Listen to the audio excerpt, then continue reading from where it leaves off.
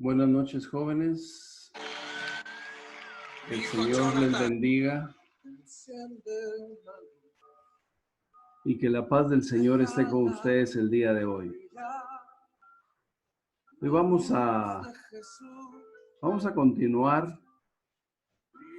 aquí en la luz de Jesús. Este estudio de los reyes de Israel, que es historia, pero que si está en la palabra de Dios, es porque Dios tiene un mensaje para nosotros a través de lo que pasó desde la vida de Saúl como primer rey de Israel hasta el día de hoy. Hoy vamos a ver entonces el capítulo número 12 de los reyes de Israel y vamos a empezar continuando lo que dejamos la última vez, que fue cuando Jonathan le dijo a David que sí tenía que huir, porque definitivamente Saúl, su papá, lo quería matar. Entonces vamos a empezar hablando de la huida de David.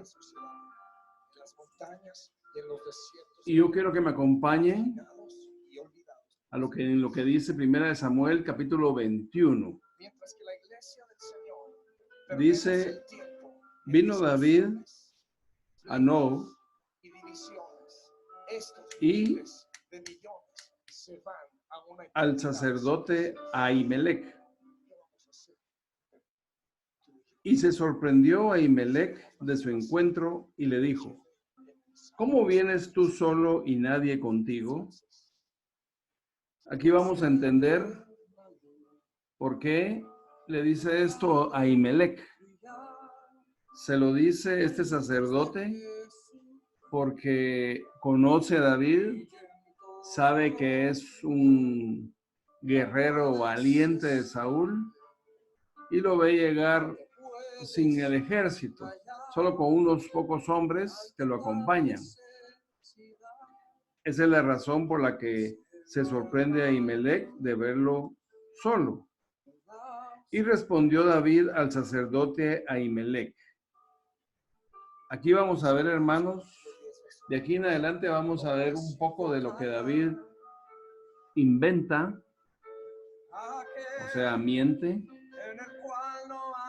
en defensa de su propia vida. Ya hemos visto algunas cosas que platicando con su amigo Jonathan, él propuso y inmiscuyó a Jonatán en este tipo de mentiras, ¿verdad? Entonces a veces el miedo nos hace perder la fe y nos olvidamos de lo que Dios nos ha prometido y acudimos a lo que el resto del mundo hace: inventar, mentir. Y ahí es donde se pierde la confianza en Dios. Entonces, a la pregunta de Ahimelech, David le responde: el rey me encomendó un asunto y me dijo: nadie sepa cosa alguna del asunto a que te envío y lo que te he encomendado. Y yo le señalé a los criados un cierto lugar. Aquí estamos viendo cómo David comienza a tratar de encubrir supuestamente a Saúl lo que él le dice, y por eso es que nadie sabe, procurando pues que Ahimelech no sospeche. Y esto es por la confianza que el rey Saúl propuso que tuvieran todos en David después de lo que había hecho, o sea, después de matar a Goliat. Entonces aquí comienza a decir estas cosas de esta forma para que Ahimelech le crea, porque necesita a Ahimelech para algo que David no tiene. Y ahora vamos a ver qué es. Ahora pues, ¿qué tienes a mano? Dame 5 panes o lo que tengas. Aquí comienza David a pedir algo que necesita porque no tiene comida. Ya se le terminó la comida a David. Entonces le pide un poco de pan para él y los criados que vienen con él. El sacerdote respondió a David y dijo: no tengo pan común a la mano, solamente tengo pan sagrado, pero lo daré si los criados se han guardado a lo menos de mujeres. David respondió al sacerdote y le dijo: en verdad, las mujeres han estado lejos de nosotros, ayer y anteayer. Cuando yo salí, ya los vasos de los jóvenes eran santos, aunque el viaje es profano. ¿Cuánto más no serán santos hoy sus vasos? Aquí vemos que lo que el sacerdote guardaba como sacerdote que era el pan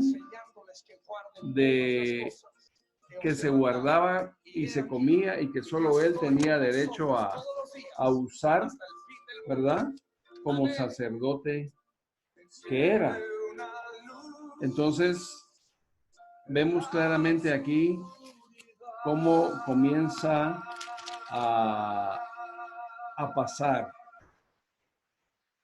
que lo que David requiere es algo que le va a servir, pero que no era para eso. Sin embargo, al haber hambre y ya haber pasado el tiempo del pan limpio y fresco en el altar, pudiera usarse por la necesidad que había en el cuerpo de David y de sus criados, ¿verdad? Entonces, para ir entendiendo, vamos a ver lo que significa este pan sagrado. Yo quiero que me acompañen a lo que dice Éxodo 25:30. Éxodo capítulo 25 y versículo 30 dice: y pondrás sobre la mesa el pan de la proposición de mí, delante de mí continuamente. O sea, eso se lo pide Dios a Moisés en la construcción, cuando le pide que haga el arca del pacto. Y vemos también que es algo sagrado que solo el sacerdote puede tocar y es para los sacrificios. No es para que llegue a comer cualquiera que tenga hambre. Por eso es que el sacerdote demanda pureza de David y sus hombres para poder dárselo, ¿verdad? Miremos también lo que dice en la palabra de Dios en Levítico capítulo 24 y versículo, vamos a ver lo que dice los versículos 8 y 9. Dice: cada día de reposo lo pondrá continuamente en orden delante de Dios, en nombre de los hijos de Israel, como pacto perpetuo. Y será de Aarón y de sus hijos, los cuales lo comerán. Ahí están los que tienen derecho a comer ese pan que está en el arca del pacto. Lo comerán en lugar santo. Porque la pregunta de Ahimelech a David de cómo era su condición, porque es cosa muy santa para él. De las ofrendas encendidas a Dios por derecho perpetuo. Entonces miren qué tremendo, mis hermanos, lo que Ahimelech le va a dar a David. Demanda de él santidad y David le responde que así es. Y en realidad probablemente así era porque ellos andaban en el campo huyendo, corriendo, huyendo de Saúl, entonces no había tiempo para otra cosa, ¿verdad? Entonces él comprueba santidad para tener derecho a comer algo que es santo. Entonces, cuando hay santidad comprobada y por la figura que ha representado David delante del pueblo de Israel y de este sacerdote que lo conoce, se los da. Así el sacerdote, versículo 6 dice, le dio el pan sagrado porque ahí no había otro pan, sino que los panes de la proposición. Acuérdense que estaban hablando de un lugar donde Ahimelech celebraba cosas sagradas de Dios porque era sacerdote.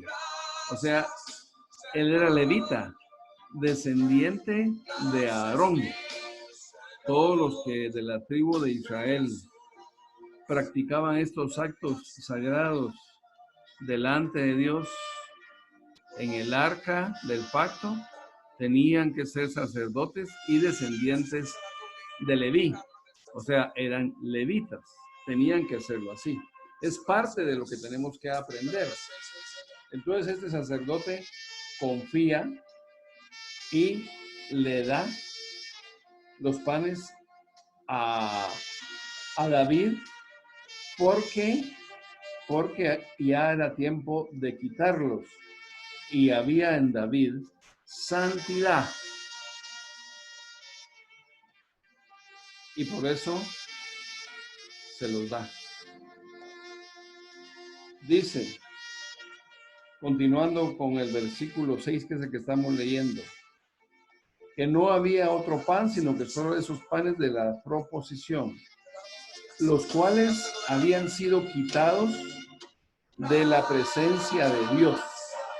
O sea, ya los habían quitado. Estaban purificados para eso, pero ya no estaban adentro del arca del pacto. Para poner, dice, panes calientes el día que aquellos fueron quitados. Entonces aquí nos tranquilizamos, ¿verdad? Porque no están quitando los panes que debía de comer Ahimelech y su equipo de sacerdotes, sino que estaban quitando los panes que ya habían quitado, por decirlo así, para poner los que sí estaban para los sacerdotes, o sea, el pan caliente, dice, o sea, el de hoy, el fresco.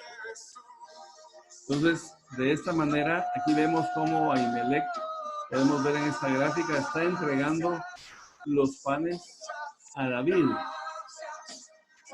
Eso es lo que nos muestra esta imagen y es lo que Dios le da a David de él, porque eran panes, si eran panes de la proposición, eran panes que tenían que comer los que alababan a Dios, los únicos que entraban a la presencia de Dios, en este caso era Ahimelech como sacerdote de la época.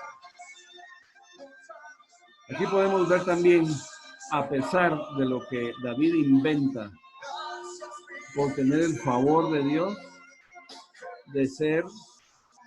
de obtener la provisión que necesita él y sus criados de comida, porque tenían hambre, ¿verdad? Bien, en el versículo 7 comenzamos a ver, aquí vemos David pidiendo un arma a Ahimelech porque iba desarmado. estaba huyendo, no tenía tiempo para armarse. Entonces vuelve a inventar otra cosa. Veamos lo que dice 1 Samuel 21:7. Y estaba ahí aquel día detenido delante de Dios uno de los siervos de Saúl, cuyo nombre era Doeg, edomita, el principal de los pastores de Saúl. Ustedes lo pueden ver aquí en la gráfica, está de traje verde, escondido. No está enfrente de ellos dos, sino que está escondido y está observando lo que está pasando. Esta imagen, guárdela en su mente porque nos va a servir después para notar lo que hace este Doeg a favor de su rey, que es en ese tiempo Saúl. Entonces, versículo 8 dice, y David dijo a Ahimelech, ¿no tienes aquí a mano lanza o espada? Porque no tomé en mi mano mi espada ni mis armas, por cuanto la orden del rey era apremiante. Mis hermanos, ¿por qué no le dijo que se le prestaba una espada? ¿No le parece? Tiene que inventar para lograr su propósito. Como le da a entender a Ahimelech que por la prisa de Saúl no le dio nada, como que Saúl le había dicho, andate, ahí mira qué conseguís para defenderte. Y eso usted sabe que no es cierto. Pero aquí vemos cómo a veces no hay necesidad, oiga bien, no hay necesidad de mentir. ¿Por qué no lo dijo David? No tienes un arma, no traje, no tengo. Punto. No había necesidad de inventar que Saúl le dijo que saliera rápido y no le dio nada. Ustedes saben que Saúl no le dijo nada. Al contrario, Saúl lo quería cerca porque lo quería matar. Entonces, aquí vemos otra mentira de David, innecesaria. A veces queremos quedar bien o pensamos que con una palabra o dos no vamos a convencer a nadie y se nos olvida que tenemos un Dios de pactos. ¿Están oyendo ustedes hoy? Dios de pactos. Óigala. Dios de pactos, confío en tus promesas. Confía en sus promesas, hermano. No hay necesidad de mentir. Por tu gracia estoy aquí. Usted es en la luz de Jesús por la gracia de Dios. Si no saber dónde estuviera o saber si todavía estuviera, ¿verdad? Bien, sigamos. Versículo 9. Y el sacerdote respondió, la espada de Goliat, el filisteo, al que tú venciste en el valle de Elá, aquí está envuelta en un velo detrás del efodo. Si quieres tomarla, tómala, porque aquí no hay otra, sino esta. Y dijo David, ninguna como ella, dámela. Entonces aquí vemos cómo Ahimelech le hace entrega de la gran espada de David. Miren qué grande es espada. Y David, por supuesto, la acepta, ¿verdad? Porque no hay otra. Es la única que tiene. Acuérdense que ahí es un templo.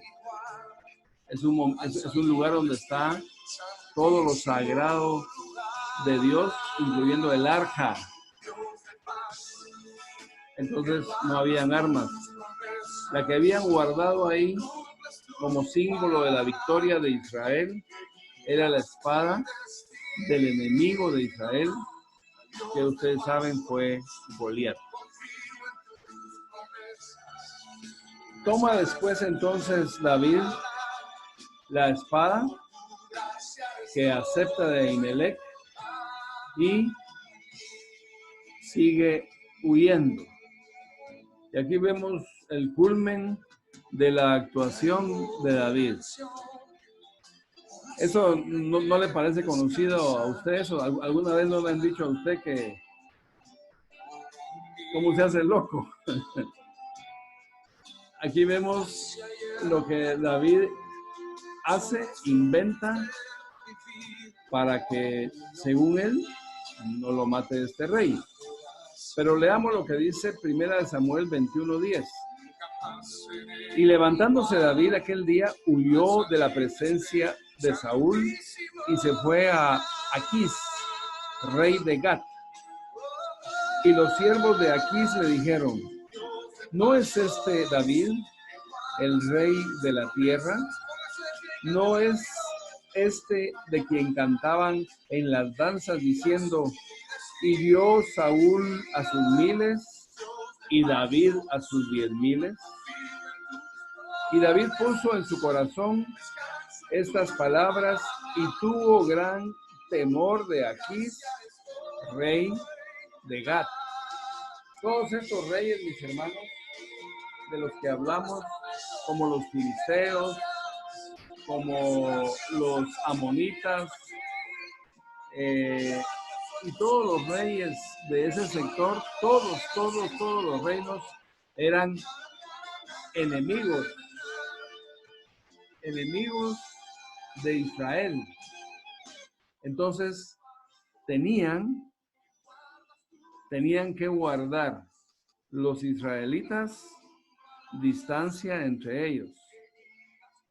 Y como era un héroe de los israelitas por haber matado a Goliat, el filisteo, probablemente iban a arremeter contra él, y la única forma de salir de ese problema, ya que estaba ahí, porque ahí fue donde tuvo que llegar David, fue hacerse loco. Entonces miremos lo que hace. Y en el versículo 12, y David puso en su corazón estas palabras y tuvo gran temor de Aquís, rey de Gat, y cambió su manera de comportarse delante de ellos, y se fingió loco entre ellos, y escribía en las portadas de las puertas, y dejaba correr la saliva por su barba. Aquí vemos un poquito del semblante de David, como que está abriendo una puerta donde no hay, ¿verdad? Y todos se le quedan viendo. Pensemos que ahí es donde comienza a hacerse loco. Y dijo Aquís a sus siervos: he aquí que veis a este hombre, es demente. ¿Por qué lo habéis traído a mí? ¿Acaso me faltan locos para que hayáis traído a este que hiciste de loco delante de mí? ¿Había de entrar en mi casa? Aquí vemos cómo David otra vez logra su propósito. Mis hermanos,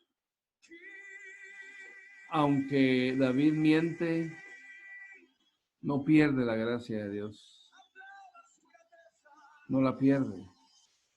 Fíjense que ¿usted cree que Dios no le hubiera dado pan a él y a sus criados? ¿Qué piensa usted? ¿Usted piensa que Dios no lo hubiera armado con su poder? Solo póngase a pensar que con una onda venció a un guerrero más grande que él, tal vez el triple de tamaño. Con una onda. ¿Cómo no iba Dios a darle la victoria ante un enemigo que pusiera en su camino si Dios ya lo había elegido rey de Israel? ¿Cómo no iba a darle de comer a él y a sus criados si Dios sabía el peligro que corría David? ¿Cómo no le iba a proveer? A veces humanamente nosotros no creemos en las promesas de Dios, como acabamos de oír esa alabanza preciosa. No creemos que tenemos un Dios de pactos. ¿Usted sabía que Dios es fiel? Pues Dios es fiel. Y Él lo que le prometió a usted lo va a cumplir. No tenga miedo, no tenga dudas, tenga fe. Entonces, aquí vemos cómo este rey es engañado por David y rechaza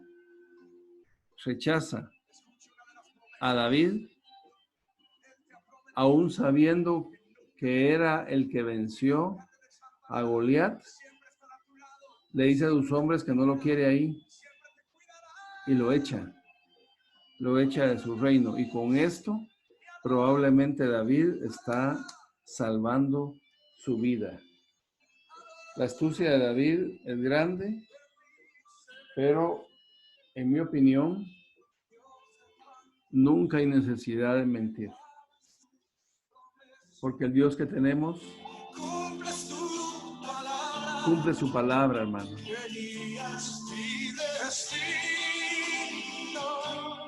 Dios de pactos, confío en tus promesas, descanso en tu palabra, por tu gracia estoy aquí. Dígalo una vez más, Dios de pactos. Dígaselo usted, dígaselo usted. Que guardas tus promesas, que cumples tu palabra, guías mi destino. Dios de pactos, confío en tus promesas, descanso en tu palabra, por tu gracia estoy.